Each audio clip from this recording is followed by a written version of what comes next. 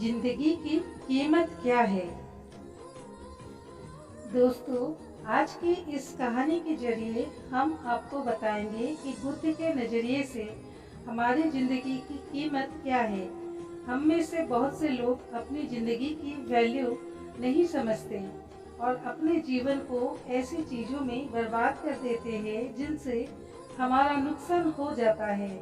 कुछ लोग अपनी ज़िंदगी शराब के पीछे बर्बाद कर देते हैं, तो कुछ लड़कियों के चक्कर में और कुछ अपनी सारी ज़िंदगी पैसा पैसा करके बर्बाद कर देते हैं। आज की इस कहानी के जरिए आप जानेंगे कि हमारी ज़िंदगी कितनी कीमती है और हमें अपनी इस कीमती ज़िंदगी को किस तरह जीना चाहिए। एक बार की बात है, गौतम बुद्ध अपने शिष्यों को जिंदगी से जुड़ी अच्छी बुरी चीज़ों का ज्ञान दे रहे थे। सभी शिष्य उनकी बातों को बहुत ध्यान से सुन रहे थे। उन सभी में एक शिष्य ऐसा था जिसे प्रश्न पूछने की बहुत आदत थी। वो उठकर गौतम बुद्ध के पास गया और उनसे बोला, आप हमें जिंदगी के बारे में जो कुछ सिखा रहे हैं उस सब का क्या फ़ायदा, क्योंकि हम में से बहुत से बच्चों को ये भी नहीं पता कि हमारे जीवन का मूल्य क्या है और ये जीवन हमारे लिए कितना कीमती है। पहले आप हमें ये बताइए कि इस जीवन का मूल्य क्या है। अपने शिष्य की बात सुनकर गौतम बुद्ध अपने कक्ष में गए और एक चमकता हुआ पत्थर का टुकड़ा लेकर आए। वो उन्होंने अपने शिष्य को दिया और बोले, मैं तुम्हें इस जीवन का मूल्य तब बताऊंगा जब तुम इस पत्थर का सही मूल्य पता लगाकर आओगे। साथ ही ये ध्यान रखना कि तुम्हें ये पत्थर का टुकड़ा किसी को बेचना नहीं है। गौतम बुद्ध की बात मानकर वो शिष्य बाजार की तरफ चला गया। बाजार में सबसे पहले उसकी नज़र एक फल बेचने वाले पर पड़ी और उसने वो पत्थर उस फल वाले को दिखाया और बोला, इस पत्थर के बदले आप मुझे कितने फल दे सकते हो। फल वाला बोला, ये पत्थर कुछ खास तो नहीं है, लेकिन फिर भी इसके बदले मैं तुम्हें 10 केले दे सकता हूँ। वो शिष्य उस पत्थर को लेकर आगे चला गया। फिर उसे एक सब्जी वाला मिला। शिष्य ने उस सब्जी वाले से उस पत्थर की कीमत पूछी। सब्जी वाले ने उस पत्थर को ध्यान से देखा और बोला, इस पत्थर की कीमत के बदले में तुम्हें ज़्यादा से ज़्यादा एक बोरी भर का सब्जी दे सकता हूँ। इसके बाद वो शिष्य उस पत्थर को लेकर एक सोने के व्यापारी के पास गया। उस पत्थर के टुकड़े की चमक देखते ही उस सुनार ने उसकी कीमत 100 सोने के सिक्के लगाई। शिष्य ने वो टुकड़ा बेचने से मना किया तो वो सुनार उसके बदले 200 सोने के सिक्के देने को भी राजी हो गया, लेकिन शिष्य ने वो पत्थर नहीं बेचा। इसके बाद वो शिष्य एक हीरे के व्यापारी के पास गया और उनके सामने उसने वो पत्थर के टुकड़े को रख दिया।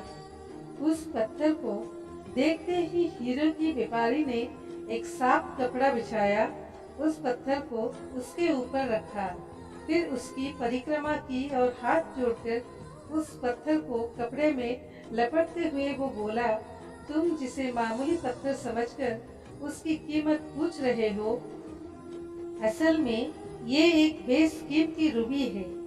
ऐसा रूबी हर किसी को नहीं मिलता। मैं अगर अपना सब कुछ बेच भी दूं तो भी इसकी कीमत नहीं चुका सकता। उस व्यापारी की बातें सुनकर वो शिष्य हैरान हो गया। वो दौड़ा दौड़ा सीधा बुद्ध के पास आया और उन्हें उसने जो कुछ भी बाजार में हुआ वो सब बताया। उसकी अचरज भरी बातें सुनकर गौतम बुद्ध बोले, तुम्हारे सवाल का जवाब इस रूबी की कीमत में ही छिपा है। हमारा जीवन भी एक रूबी है। रूबी की तरह ये भी बेशकीमती है, लेकिन हम इस बात को हमेशा नज़रअंदाज करते हैं और अपने जीवन का मूल्य नहीं समझते। हम दूसरों को देखकर और उनके जैसा जीवन जीने की कोशिश में अपने जीवन की कीमत को कम कर देते हैं। हम ये सोचते हैं कि हमारी ज़िंदगी की कीमत वही है जो दूसरे हमें बताते हैं, लेकिन ये बात हमेशा ध्यान रखना कि सामने वाला अपनी हैसियत, बुद्धि और अपनी समझ के हिसाब से तुम्हारी कीमत लगाता है। जिंदगी सिर्फ एक बार मिलती है, इसलिए इसको बर्बाद ना करो। अपनी जिंदगी को उतना ही कीमती समझो जितना कीमती अपने बैंक में रखे रुपयों को समझते हैं। आज के समय में लोग अपनी जिंदगी से ज्यादा कीमती प्यार, पैसे और दिखावे से भरी चीजों को समझते हैं। प्यार के चक्कर में लोग सुसाइड कर लेते हैं। पैसों के चक्कर में ऐसा काम करने लग जाते हैं जिससे उनकी जिंदगी बर्बाद हो जाती है। नाम कमाने के चक्कर में उल्टे सीधे काम करने लग जाते हैं। हमेशा याद रखें कि दिखावा करना जरूरी नहीं है। प्यार दोबारा मिल सकता है, पैसा फिर कमाया जा सकता है, लेकिन जिंदगी को फिर से पाया नहीं जा सकता। इसलिए अपनी इस बेशकीमती जिंदगी को अच्छे से जिए, हर पल का आनंद लें। कभी ये ना सोचो कि आप इस दुनिया में किसी काम के नहीं हैं, ना कभी ये सोचो कि आपकी जिंदगी व्यर्थ है। आपके होने या ना होने से कुछ फर्क नहीं पड़ता।